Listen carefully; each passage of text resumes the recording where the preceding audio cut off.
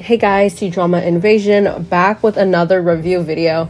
Now I said I was gonna do Will, Love and Spring next, and I had a whole bunch that I didn't do yet, but Are You the One just completed and I can't get it off my mind, so I need to review it before all of these feelings fade. Now let's start from the top. This is a drama starring Zhang Wanyi and Wang Churan. It's one of my most anticipated dramas just because I love Zhang Wanyi since Lost You Forever last year. I was just raving about his acting and he proves me right again. This time it's less angsty and crazy, but definitely more on the comedic side. We do have angst, don't get me wrong, but we get to see a lot more fun and silly sides to him. This has 40 episodes and it's about the male lead, whose name is Xingzhou, also known as Lord Huayang, who encounters the female lead working for his enemies, and she tries to take him out, and he ends up saving her in a situation where he's going to interrogate her, but she wakes up with zero memories and she thought that it's her husband, so he decides to play along, and of course he falls in love. And there's politics, the rest goes from there, but mainly don't go in this drama thinking that it's super high stakes and crazy. A lot of people complain about this drama being very slow until the second half, but I would say it's not slow in like the draggy, nothing's happening way, but for sure there's like no crazy action, but it does really build these characters to become one of my favorites of all time, honestly. I think the pacing for me, I was fine with it. It was very refreshing from other dramas, especially because we got to know them for who they are in the present, which is kind of difficult to do with dramas full of these action scenes, like political background, all these things. There's that portion of it, but for the most part we're following their daily lives. And honestly, the female lead must be one of the best written female leads, I think, that I've ever seen in Chinese dramas. I truly haven't seen this type of female lead in a long time.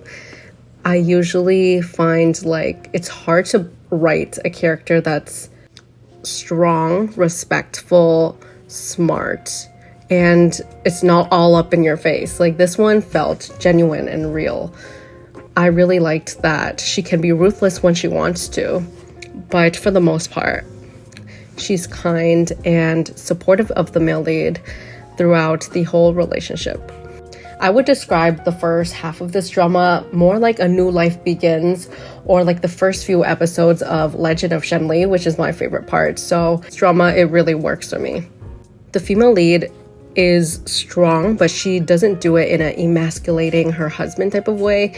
She's not like rude, and which is what a lot of writers use as a comedic device. Like, I get it, but at the same time there's an elegance to her, and I really enjoy that. She's very complex if you think about it, and there's a lot of little details in the script itself that makes her just a genuine, kind person that's so likable and charming. I wish they kept the OG like name to it in English, Hidden Charm. I think it sounds better than Are You the One? What I love about this romance is it's just simplistic. Like, it's not based on material things, nothing like that. Like, in this world where everything is just power play or like reputation, it's very hard to find people genuine, right? And especially in the costume drama setting with all the royal family and everything that they're mixed up in. So like, their romance really stood out, and they're such a strong couple.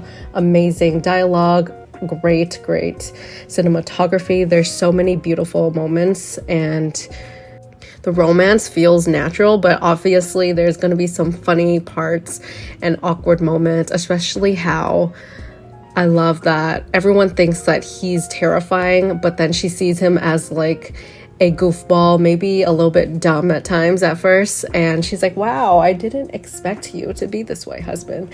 And it's the funniest thing because literally he has everybody on his payroll. That whole town, like half of them are like terrified of him. I love the mundane lives and just the perspective of the business that she tries to bring up and how she becomes friends with the second female lead. That was a lovely little story.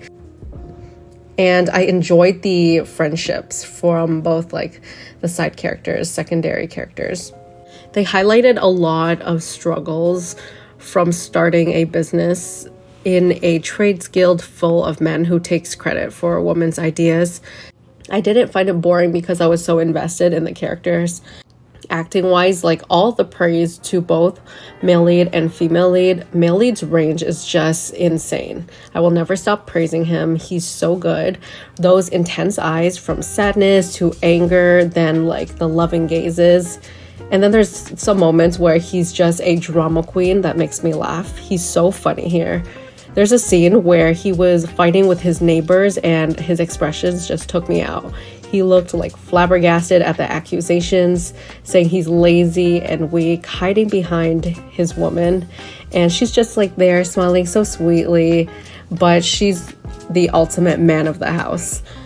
I love that he's a giddy little teddy bear when he's around her, just clingy, a love-struck fool. And whenever she gets mad at him, he always does the most, and he ends up at the end using some of these skills to get out of sticky situations, and it's the funniest thing ever. Like he ends up going full green tea mode, where he's just a drama queen and playing it up. Female lead's acting is also so seamless and natural. I liked her from a drama, Have a Crush on You. I think that one came out last year. She obviously blew up in modern romances, but I think she suits these costume drama roles so well. She's so elegant, and there's scenes when she's crying, and they done it in such a good way where she's doing it not openly, not screaming in pain, but like clutching her heart quietly. And I think hidden pain is even more heartbreaking.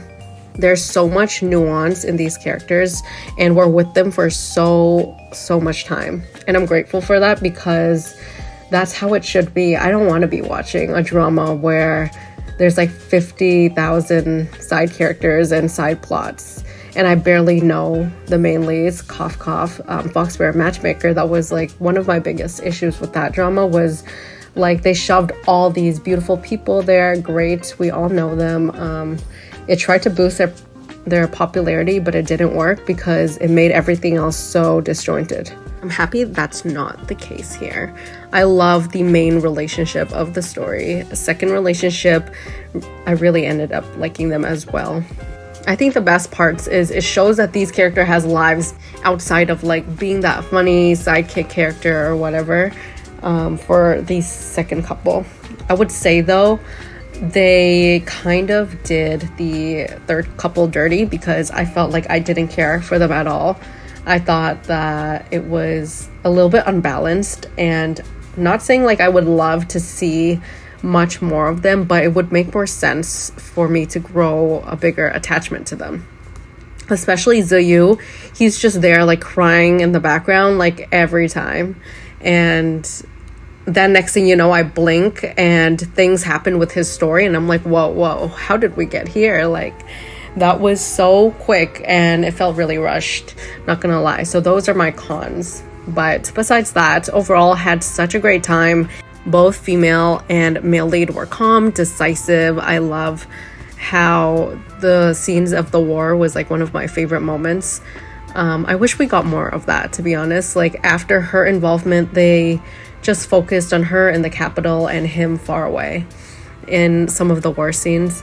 And I would like to see more of those battle frontline moments. But I guess they wanted to focus on the family aspect at the end. I thought it was quite satisfying for certain characters to get what they deserve. The whole situation with Bing Lan and her mother just being obsessed with wanting power and fame. They were just harassing the male lead's family just because they thought that they deserve to be in power. And it was annoying and embarrassing. So my favorite quote has to be from episode 35. I wrote it down because it was so funny. This was a moment when the aunt was threatening him to marry Bing Lan, as always.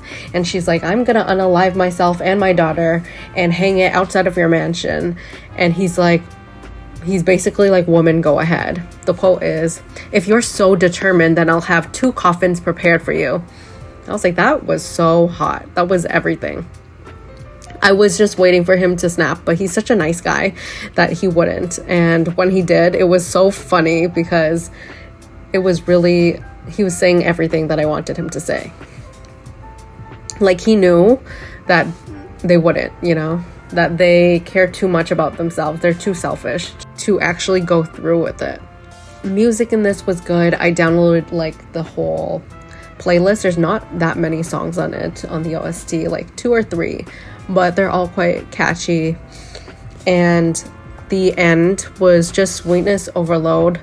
I really liked that the wedding scene, we had a whole like half episode dedicated to it. Like, I'll take it no matter what, but I'm not the biggest fan of just having them like getting married and like, that's it, done. Like, what about the after?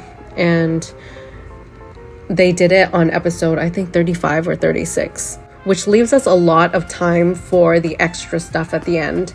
And that's fun too. I love their dynamic together, really. Like, they're so playful, yet like serious at the same time. Let's end it with one of my favorite quotes that sums up this romance. And it's when he says to her, I only wish to hold your hand and grow old together. It's just that simple. But it's kind of hard to portray in dramas, or it's rare. Their love is so tender, just simple and peaceful. And I wish that upon everyone, all my viewers, my future man as well. Like, this is the type of love I want. Favorite couple, hands down. We've got quite a lot of good ones. I think we're finally in our like healthy romance era, and I'm here for it. We're also in our wow, both characters can be equally as smart as each other era, and that's great. Currently watching Chang Lei Chu, also known as Melody of Golden Times. That one is also with like a smart female lead and a smart male lead as well. So yay, that's a big win for C-dramas. I wish this is not a trend and it's just gonna stay here forever. Overall rating for this, like 9 to 9.5 out of 10. Haven't really decided, but taking away points because the politics and some of those stuff, there's moments where I'm like, wait a minute, did I miss a whole chapter, or like what's going on? It went by really quickly before I even got to process things, so that's why. I cannot wait to see more of these 2 main leads. Wang Churan is so pretty. And I say it every time, but she has like the prettiest, like lovely smile to her. So these characters are doing her justice. Like, when I saw her in Joy of Life, I was like, oh, this is gonna be the next it girl for costume dramas. I'm also currently watching a couple of shorter web dramas. I've watched quite a lot this year, and there's quite a lot. So maybe I'll even put a like top 10 list of all the shorter dramas that I've watched and which one I recommend. Hope you guys have a great week, and I'll see you guys in the next one.